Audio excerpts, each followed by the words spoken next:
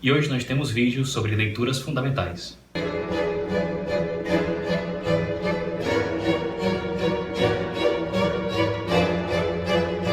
Olá pessoal, meu nome é Nicolas Martins, esse é o canal Roma Eterna, onde nós estudamos sobre humanidades, principalmente sobre o estudo do direito, desde os princípios até comentários sobre a atualidade. E nesse canal nós também temos leituras fundamentais, vamos analisar algumas obras que eu reputo elementares para o entendimento tanto da humanidade como do direito.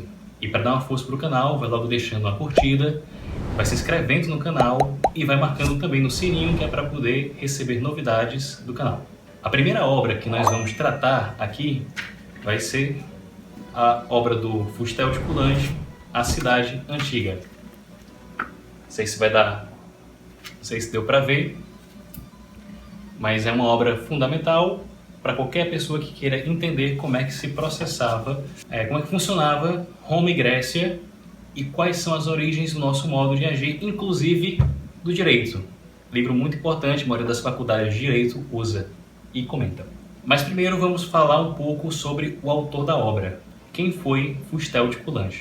Fustel de Coulanges foi um importante historiador, foi professor de história das principais universidades da França, de Paris, e, sobretudo, foi um discípulo de Auguste Comte, foi um positivista. Como era positivista, ele tinha o ideal de ler, de transformar, de estudar a história da mesma forma que se estudam as ciências naturais e a matemática, com leis fixas e muito claras, o que gera duas consequências, uma que eu reputo muito boa e outra que é negativa. O aspecto positivo dessa visão da história está na relação de causa e efeito. O Fustel de Coulanges ele vai constantemente buscar quais são as causas e, dentre delas, a principal, que explica um fenômeno histórico dado. Então, se eclodir uma guerra, existem motivos e causas para a eclosão da guerra, econômicos, políticos, militares, etc.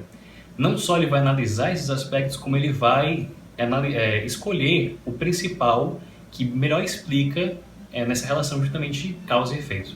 O segundo ponto eu já acho negativo, que é um certo determinismo. Os positivistas acreditavam na lei do progresso, então toda a história se desenvolvia sempre para um fim melhor do que o passado. As coisas na história acontecem de maneira inescapável, de forma que a humanidade vai alcançar o seu apogeu.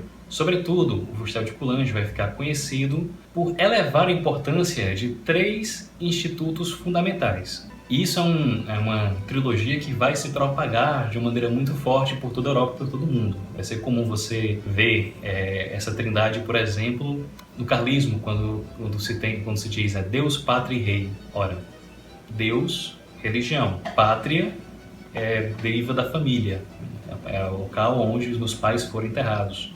Bom, sobretudo, o Fustel de Coulanges ele vai ficar famoso por causa de uma certa trindade. Ele vai dar uma importância fundamental a 3 institutos: a religião, a família e a propriedade privada. É interessante que essa trilogia vai fazer sucesso mundo afora. Vai ser muito fácil você escutar elementos muito próximos de religião, família e propriedade, como tradição, família e propriedade, como Deus, pátria, família, Deus, rei, foros, família.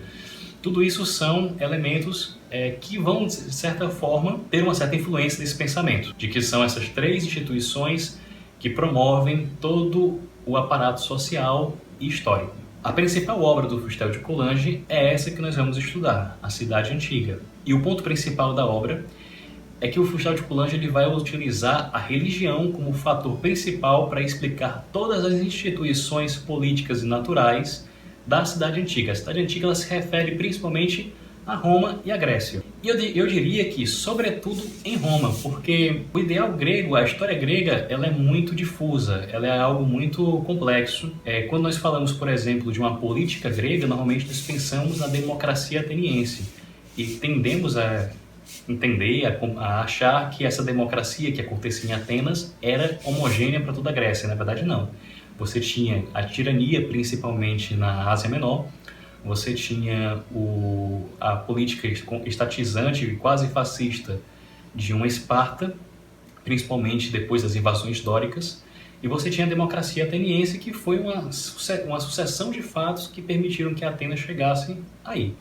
Então, assim, a própria religião doméstica e a religião dos mortos, que vai ser o grande fator de compreensão da cidade antiga, ela é uma tradição indo-europeia. Ela vai chegar na Grécia com a chegada dos indo-europeus. Antes disso, haviam dois povos pré-existentes, entre eles os anatólios. E esse povo, a religião deles era distinta, né? Principalmente o primeiro povo do Neolítico ali da Grécia, eles cultuavam a Mãe Terra. Existia uma matrilineagem, um sacerdócio principalmente feminino, e só depois vai vir com os anatólios um certo sacerdócio mais patrilinear, mas também politeísta. Mas o fato é que quando chegam os jônios, quando chegam os primeiros indo-europeus, que vão ser na verdade os gregos, depois seguirão os aqueus e os dórios, eólios também, eles vão trazer essa religião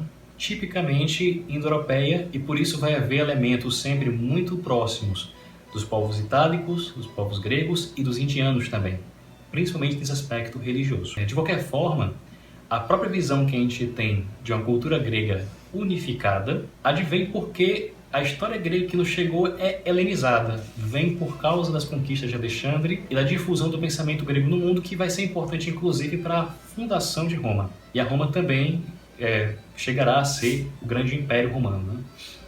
Então, essa ideia de unidade é possível por causa dessa unificação política. Mas, de fato, esses povos, pela mesma origem, pela mesma raiz indo-europeia, conservam neles as mesmas instituições e vão ter um desenvolvimento muito próximo, apesar de não ser igual. Por fim, é importante ver as grandes personalidades que foram influenciadas pelo Fustel de Coulanges.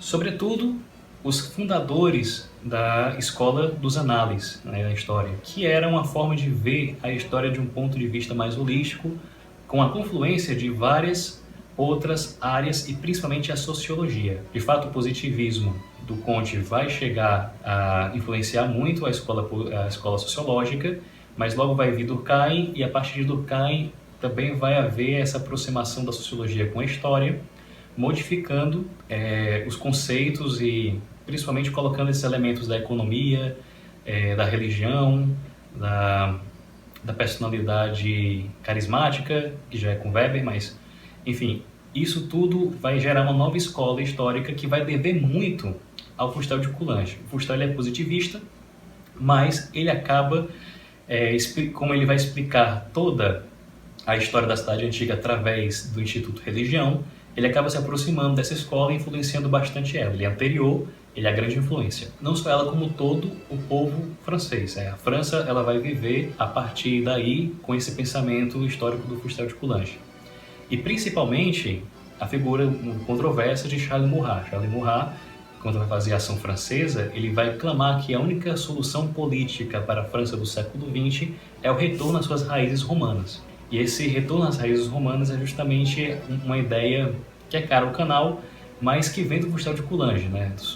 Os romanos criaram essa civilização, a cidade antiga é a base dela, e é por causa dele que nós somos quem somos. Então, passando para a obra em específico, nós vamos ver a divisão do livro, né? É um livro relativamente pequeno, ele tem mais ou menos 500 páginas, mas pequena, né, as páginas, e ele se divide em 5 partes. A primeira parte, que é a mais curta e, no entanto, muito importante, nós vamos ver hoje, e trata sobre as crenças antigas. A segunda trata sobre a família. É como uma escadinha. Explicando as crenças, podemos explicar a família da cidade antiga. A terceira parte é a cidade. Se nós podemos entender o que são as famílias gregas e romanas, nós podemos entender o que é a cidade, o que é a polis. Depois, quando nós chegamos na cidade, nós já atingimos o cume da civilização. É a polis. Vai começar a decadência, que na realidade são as revoluções, e disso trata a quarta parte, as revoluções que acontecem na polis. E por fim, a quinta e última parte, que trata sobre o fim do regime municipal, que já é a completa destruição da polis e o início dos impérios. E como é que a cidade antiga vai sobreviver dentro dos impérios é o que nós vamos ver durante o decorrer das aulas em que nós estaremos analisando esse livro. Então são 5 aulas, cada um cuidando de uma parte, essa primeira parte com uma menorzinha, junto dessa parte introdutória. As crenças dos gregos e dos romanos, ou seja, as crenças da cidade antiga, elas são basicamente relacionadas a duas: o culto aos mortos e o culto ao fogo sagrado. E tudo vai derivar desse culto, inclusive a propriedade privada. É muito interessante. Vamos ver com o tempo, né? Direito sucessório, constituição da família, adoção, tudo isso vai ser derivado do culto do fogo e dos antepassados. Primeiro, é interessante perceber que o mundo da cidade antiga já fazia uma distinção entre alma e corpo. Agora, o que era essa alma é um pouco controverso. A gente vai ter a interferência dos mistérios órficos, que vai ver já na alma um quê de divino. Outro vídeo falava, os órficos acreditavam que os titãs teriam destroçado Dionísio e comido as suas partes, e Zeus, como vingança, havia fulminado os titãs com seus raios. Do pó dos titãs teria surgido a humanidade, formada o corpo dessa matéria titânica, que é opressora por natureza, e a alma de Dionísio, que é divina. Então a alma teria um elemento divino, puramente gnóstico. Inclusive a maneira de Dionísio, como deus da loucura, a maneira de ativar, de alcançar esse princípio divino era através da bebida, da alucinação, dos ritmos, das danças, os rituais dionisíacos. Mas também havia a noção de alma como a sombra que iria habitar o mundo inferior, esse mundo que compartilhava as trevas, que era o Érego, o Tártaro e os Campos Elíseos, que era uma espécie de campo dos bem-aventurados, onde as almas que ali estavam poderiam passar pela metempsicose. Mas o fato é que essas almas, elas viviam depois do corpo. E elas exigiam um culto de funeral. Era preciso devolver o corpo à terra, simbolizando uma volta à mãe, né? Volta ao útero, e assim cumprir com certos preceitos religiosos que envolviam também, em certas épocas do ano, fazer oferenda a essas almas. Essas almas, elas se alimentavam, e era uma grande impiedade, punível inclusive com morte pela cidade, se o familiar, se o filho, que era obrigado a cumprir com esses preceitos, não fosse fazer as visitas fúnebres, não desse a comida aos seus manes, aos seus lares, aos deuses domésticos. Então, depois de morto, aquele patriarca, aquela pessoa da família, se convertia em gênio, em uma espécie de deus. E era um deus específico de proteção particular daquele lar, daquela casa. O culto, não havia uma adoração propriamente pelos mortos, mas havia atos de devoção próprias, como orações específicas que tinham que se fazer nos túmulos, a oblação de alimentos e vinho, e a confiança constante de que eles protegiam a casa, o lar.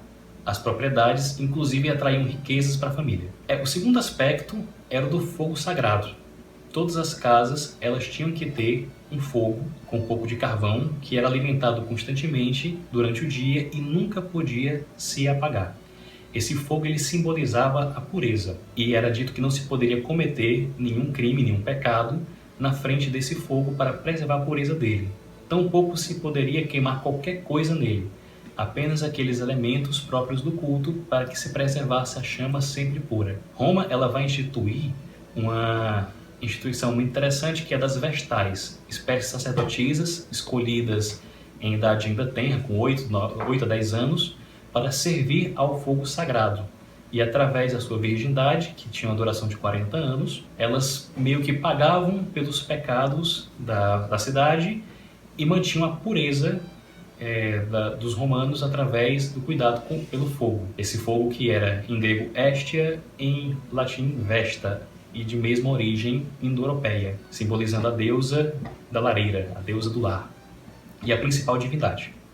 Não havia um homem romano, um homem grego, que não saísse de casa sem falar uma prece ou entrasse em casa sem se dirigir ao fogo, e muito menos se podia ir alimentar-se nas refeições sem dar uma parte dessa refeição para o fogo sagrado e sem dizer as orações próprias, e eram orações de cada família. Cada família tinha os seus próprios deuses lares e o seu próprio fogo doméstico, de forma que esses dois cultos, eles acabam se confundindo. Cada família, no seu culto doméstico, tem a adoração do fogo do lar e a proteção dos seus penates, dos seus deuses lares, dos seus antepassados. Fazer uma oblação para o fogo também é favorecer aos lares. Lembrar-se dos seus antepassados é ter uma devoção para com o fogo. E o mais interessante é que esse sacerdócio que era exercido pelo pai da família dava toda a autoridade para ele. E para que se pudesse entrar em outra família, era necessário ser expulso da própria casa, porque você não poderia ser como que batizado em outra religião sem abdicar da sua anterior. Era realmente cada casa representando uma própria religião, com rituais próprios, com orações próprias, todas em torno do mesmo fogo. E as consequências disso para a família e para o casamento são matéria do próximo vídeo. Eu espero que vocês tenham gostado. É uma introdução rápida, a primeira parte ela é curta, mas é muito importante que se tenha compreendido. Se gostaram, comentem, façam perguntas, deixem a curtida, é importante para o canal, sigam e inscrevam-se no canal. Para mais vídeos, também marquem no sininho. Gente, muito obrigado. Até a próxima.